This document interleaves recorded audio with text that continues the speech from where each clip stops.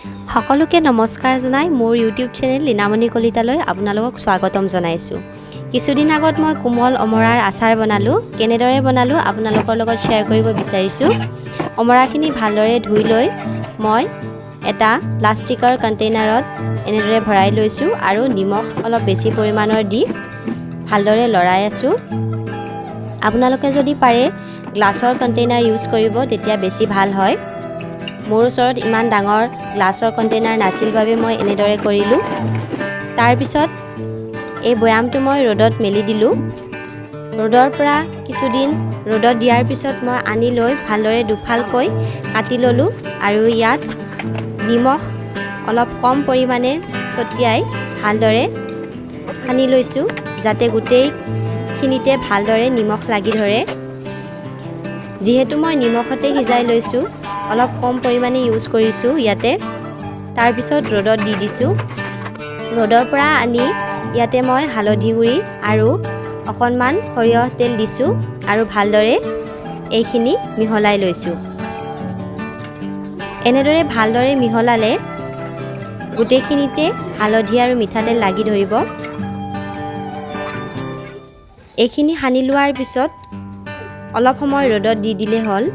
তাৰপিছত মই ভালদৰে ধুই লোৱা জিৰা, চফ, ধনিয়া, সৰিয়হ আৰু আজৱাইন আৰু কেইটামান শুকান জলকীয়া এনেদৰে ভালদৰে ধুই ৰ'দত শুকুৱাই কেৰাহীত ল' ফ্লেমত গৰম কৰি লৈ গ্ৰাইণ্ড কৰি লৈছোঁ। গ্ৰাইণ্ড কৰি লোৱাৰ পিছত এই মছলাখিনি মই ৰ'দত দি অনাৰ পিছত অমৰাখিনিত দি দিছোঁ যিখিনি প্ৰয়োজন হয়।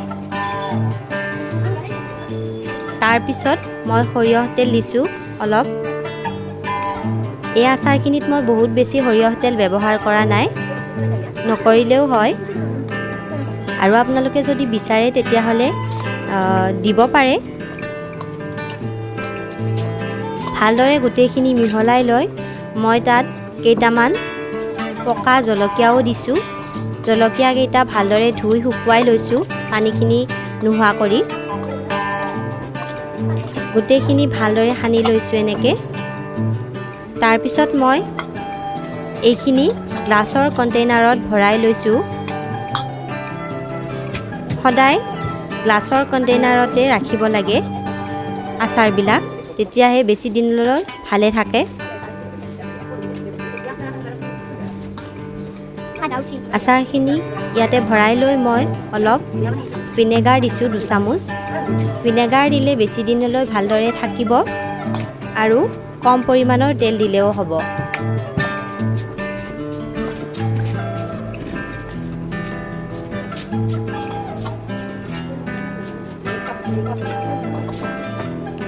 আচাৰখিনি কালাৰটো খুব ধুনীয়া হৈছে।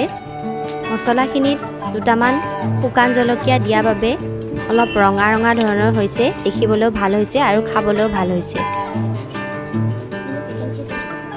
এনেদৰে ভৰাই লৈ মই আচাৰখিনি মাজে সময়ে ৰ'দত দি আছোঁ।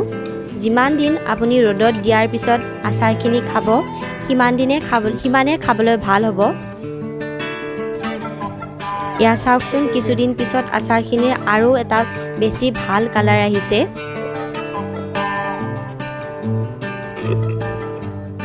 আৰু আচাৰখিনি খাবলৈও এই কালাৰটোৰ নিচিনাই সমানে টেষ্টি হৈছে।